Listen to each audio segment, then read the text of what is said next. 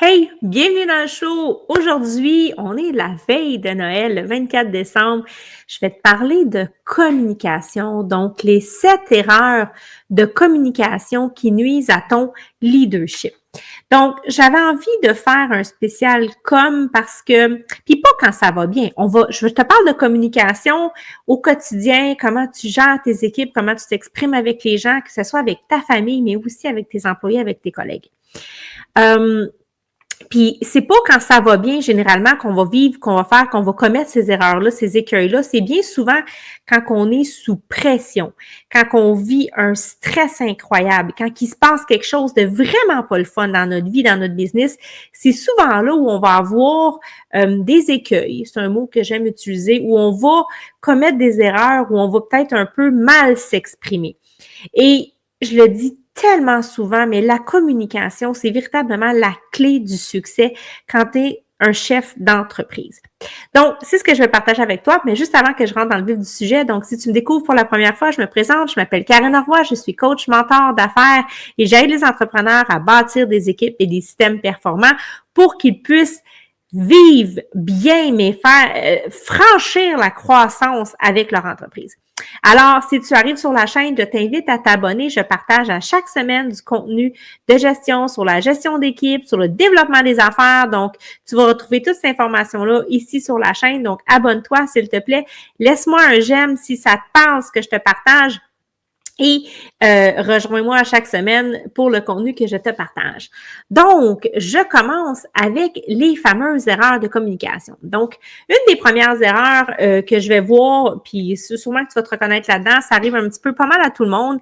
Puis, je vais te partager les erreurs, je veux te dire un peu c'est quoi, en fait, qui se joue véritablement en dessous de ça? Parce qu'il y a toujours une émotion, quelque chose qui se vit en dedans nous, qu'on n'a pas toujours réalisé que c'était ça. Puis en fait, c'est exactement là qu'il faut aller travailler. C'est vraiment de même qu'on améliore son leadership et qu'on devient une meilleure personne. Donc, je veux te partager ça, puis après ça, je vais te dire c'est quoi les qualités que tu dois travailler à développer, à améliorer pour justement ne pas tomber dans ces écueils de communication-là. Donc, la première erreur de communication, c'est souvent d'être un petit peu trop direct, d'être un peu brusque quand tu t'exprimes avec quelqu'un. Donc, ça peut être pour n'importe quelle raison. Bien souvent, ça peut être l'émotivité, hein, on s'emballe ou on est... En fait, ce qui joue probablement à l'intérieur de toi, c'est que justement, c'est cette pression-là qui est là. Ça peut être une pression de performance, ça peut être de l'impatience, un manque de conscience aussi des autres. Bref, ça t'irrite, ça te dérange, et là, ça vient déclencher quelque chose et de façon peut-être spontanée, peut-être un peu trop, on va être direct ou on peut être un peu brusque. Tu sais, quand la personne elle va nous demander 4-5 fois la même affaire, c'est sûr que le ton va changer. Donc, il faut être sensible à ces comportements-là que vous pouvez avoir et quelle est la qualité que vous devez développer pour justement travailler, entraîner ce muscle-là, parce que l'entrepreneuriat, c'est un muscle, donc il faut entraîner le muscle de la communication, c'est en essayant de développer un petit peu plus d'empathie. Hein? Évidemment, la patience, de prendre en compte l'autre, d'être un petit peu plus dans la compassion. Et là, la compassion ne veut pas dire de se soumettre puis d'accepter ce qui est inacceptable, mais d'être juste un petit peu plus empathique. Donc, ça, c'est la première des choses. Donc, être moins direct et trop brusque. La deuxième erreur que je vais voir, et mon Dieu, il y a tellement des gestionnaires qui sont dans cet espace-là, c'est le flou. Hein? Le manque de clarté. C'est flou pour nous. Pourquoi c'est flou? Bien souvent parce que ça va trop vite. On n'arrête pas, on fait mille et une choses, on est investi dans trop. Toutes les ronds de poils sont ouverts en même temps. Et ça, là, ça crée un presto. Le presto, il bouille en dedans, fait que là, on manque de clarté, il y a de la boucane, puis le flou fait que vous manquez de clarté vous-même. C'est ça qui se joue en dedans de vous. Il n'y en a pas de clarté, vous n'êtes pas capable de voir le chemin par où vous allez parce que vous êtes dans trop de choses en même temps et vous allez être flou auprès des gens avec qui vous allez vous entretenir. Vous ne serez pas capable d'être concis, d'être clair, d'amener plus de précision dans votre discours. Vous allez bien souvent partir dans des grandes théories, des grands discours, puis finalement, ça mène nulle part, puis ça n'aboutit à rien. Donc, vous devez amener de la clarté dans votre esprit parce que si votre vocabulaire, votre message est flou, croyez-moi que ça va être le chaos dans vos équipes. Donc, faut apprendre, et donc, comment est-ce qu'on développe ça, la qualité qu'il faut développer? Il faut commencer à apprendre à être en écoute active de son environnement, des gens qui sont autour de vous et de vous-même. Qu'est-ce qui se passe en dedans de vous? Le chaos, la bataille qui s'opère, la game mentale qui roule. Faut sortir de la brume. Et pour sortir de la brume, faut ralentir. Donc, soyez à l'écoute. Et là, c'est le temps de commencer à utiliser tous vos sens. Les yeux, le nez, le regard, le toucher, le 6e sens, l'intuition qui est là. C'est là où c'est le temps de commencer à aller là-dedans pour amener cette clarté-là. Parce que quand ça va être crystal clear pour vous, croyez-moi que votre message va être crystal clear et ça va être clair pour tout le monde. Donc, 2e erreur de communication, le flou. La 3e, puis celle-là, je la vois, en tout cas, je l'ai vécu beaucoup récemment. Puis c'est pas, les gens font tellement pas ça pour mal faire, mais c'est tellement nuisible comme comportement, c'est le fameux évitement. Quand on vit de quoi qui est tellement pas le fun, qui est tellement inconfortable, on peut vivre des fois des situations problématiques, que ce soit avec des employés, avec des fournisseurs, avec n'importe qui, même avec vos enfants, avec votre conjoint.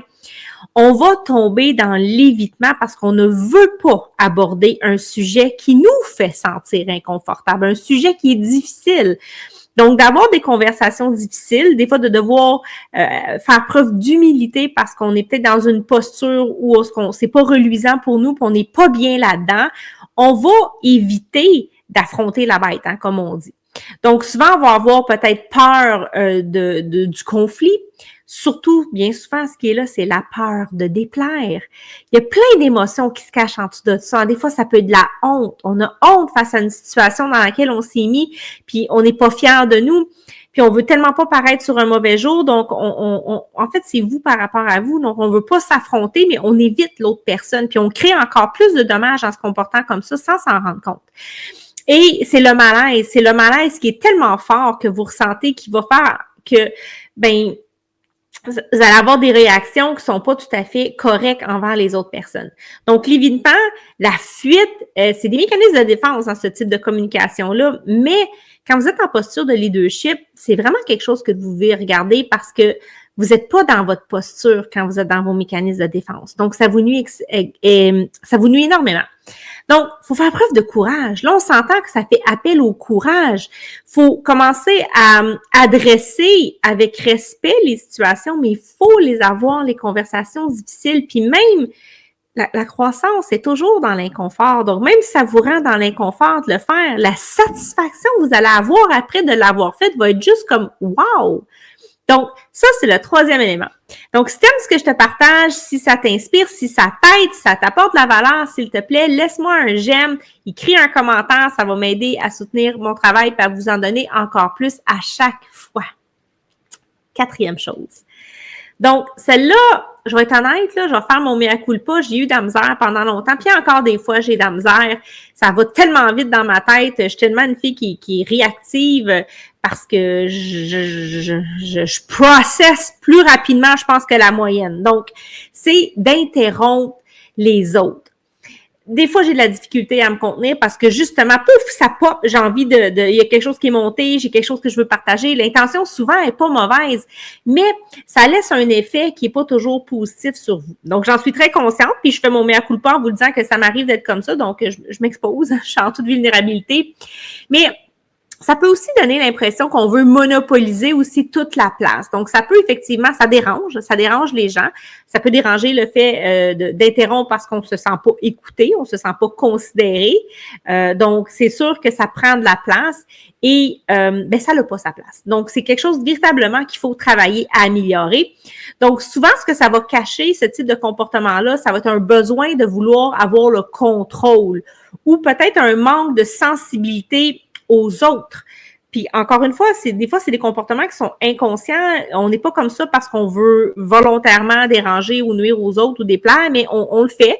Moi, dans mon cas, je peux vraiment vous dire que, comme je suis une fille, que ça se passe tellement vite dans ma tête, il y a une partie de moi qui est un peu hyperactive, comme je processe tellement rapidement cette réactivité-là de vouloir ajouter, bonifier, commenter, fait en sorte que je dois vraiment apprendre à me parler puis à me dire, ta minute, là, tu sais, comme, garde ça en mémoire, là, puis tu sais, tu vas y revenir dans 2 minutes quand elle aura fini sa phrase.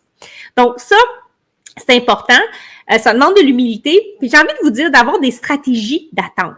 Donc, apprenez à peut-être prendre des notes sur un bout de papier quand vous avez de quoi qui vous brûle les lèvres, vous avez peur de l'oublier parce que la personne va continuer dans sa conversation. Ça, c'est une belle stratégie d'attente, d'écrire peut-être des mots aide-mémoire pour vous rappeler puis pour y revenir après. Mais ça, c'est quelque chose qui est vraiment à travailler. Et ça, c'est quelque chose que moi, j'ai eu à travailler puis que je travaille encore parce que j'ai cette vivacité-là.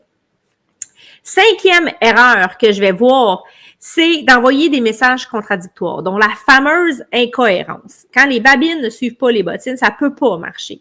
Et qu'est-ce que ça dit de vous? Encore une fois, l'incohérence, bien souvent, ça va de l'indécision, de l'incertitude, ça va du stress qui va être là. Ça parle aussi de votre posture, tu sais, ça veut dire qu'on est un peu mou, on n'est pas capable de se tenir dans ses décisions, on est ambivalent, tout le temps en train de changer d'idée, de pas être certain, et là, ben, on change surtout puis il se passe rien. Donc ça, là, c'est extrêmement insécurisant pour vos équipes. Ça vous discrédite, ça fait en sorte que les gens savent jamais à quoi s'en tenir, puis vous allez alimenter là, du clivage puis du blabla dans votre dos.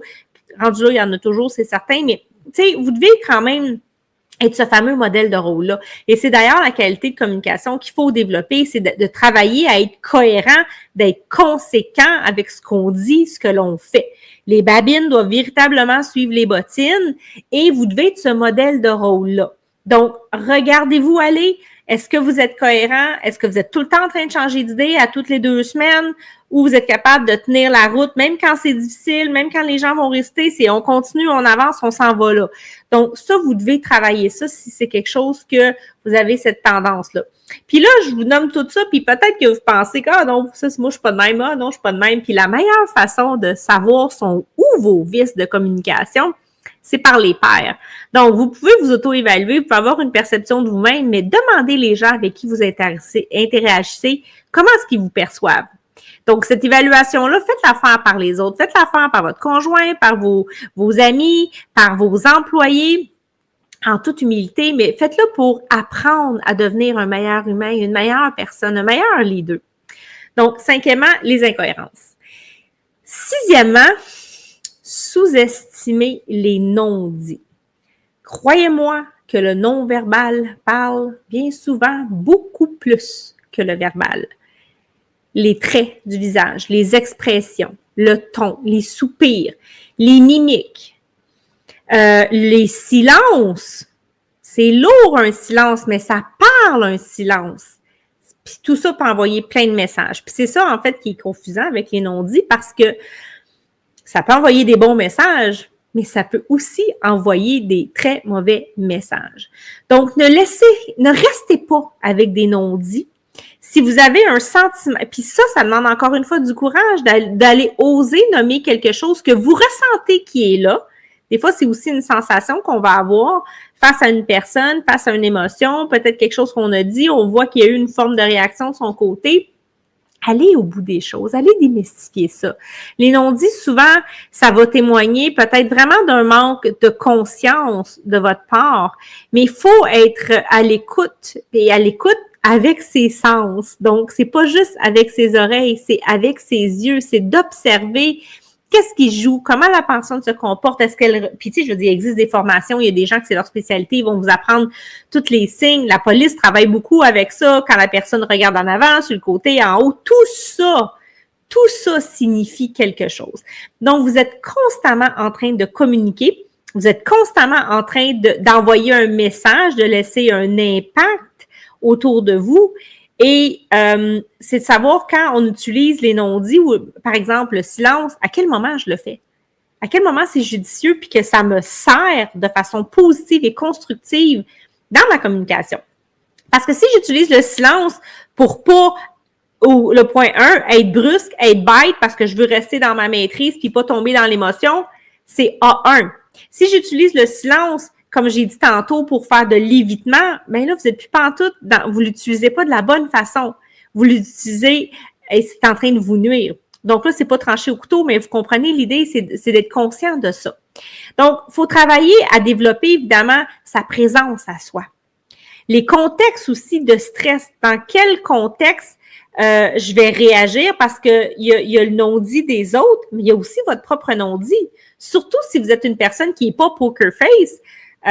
My God, si vous savez que vous êtes ouvert comme un livre, même quand vous parlez pas, vous devez travailler ça. Sinon, vous allez devoir constamment vous justifier et expliquer vos réactions parce que les gens le voient. Donc, ça demande énormément de présence à soi. Et septièmement, l'autre erreur de communication que je vais voir beaucoup, c'est de ne pas arriver à bien s'adapter au niveau de l'autre, au niveau de la communication de l'autre. Tu sais, des fois, on peut être plus sérieux, on est peut-être très scolarisé, on a appris à parler d'une certaine façon, mais ça se peut que les gens avec qui qu'on côtoie ou les employés qu'on a ont pas le même niveau de scolarité. Puis là, c'est pas une question de s'élever puis de se penser meilleur que les autres, c'est pas ça du tout, je vais aller, mais c'est d'être capable d'adapter son langage à l'autre pour qu'il nous comprenne de façon simple et pas compliquée, là. Donc, si tu parles à un médecin, un scientifique, ben peut-être que tu peux parler avec un beau langage scientifique. Si tu parles à des gens qui sont plus dans le day-to-day, dans le fonctionnel, mais parle leur langage, là, adapte-toi à eux. Donc, ça, c'est une erreur que de ne pas être capable d'aller rejoindre les gens en s'exprimant là où ils sont. Donc, évidemment, c'est des approches qui vont le plus peut-être, tu sais, on va chercher une approche. Ce qui va se jouer en tout de ça quand on n'est pas capable de le faire, c'est qu'on est peut-être un petit peu plus one size fits all. Puis, les gens sont pas one size fits all. Faut arriver à tenir compte des besoins de l'autre puis des personnalités des gens avec qui qu'on interagit. Donc, comment est-ce qu'on développe, évidemment, ce muscle-là? C'est en étant plus flexible, puis en apprenant à s'adapter en fonction des personnalités, en fonction des gens. Alors, ce sont les 7 erreurs que je vois, qui sont fréquentes, que vous avez tous à un moment donné fait. Je vous le dis, la communication, ça va tellement être le plus grand élément, la plus grande clé de réussite de tout ce que vous faites de votre business. Donc, ça vaut la peine si vous sentez que vous avez besoin de développer cet aspect-là. La communication, c'est l'intelligence émotionnelle, hein. C'est vraiment là où ce que tout se joue. Donc, passez pas à côté de ça. Soyez attentif à comment vous vous exprimez, autant verbalement que non verbal, et travaillez ça. Alors, je termine avec ça. C'est la fin de l'année. On est Noël. Tu veux profiter. Si t'as pas encore, tu profites du congé des fêtes pour faire ton bilan de l'année 2024, pour planifier ton année 2025. Je vais laisser dans les commentaires. J'ai une super formation où en moins d'1 heure, je te montre comment faire ta planification annuelle, ta planification stratégique pour toute une année en moins d'1 heure. Donc, c'est vraiment génial. Je te laisse le lien si tu veux aller visiter ça, si tu veux te la procurer et si tu veux pouvoir profiter de la tranquillité du temps des fêtes pour faire ta planification. Alors, je te dis merci. Je te souhaite un joyeux Noël et on se retrouve la semaine prochaine.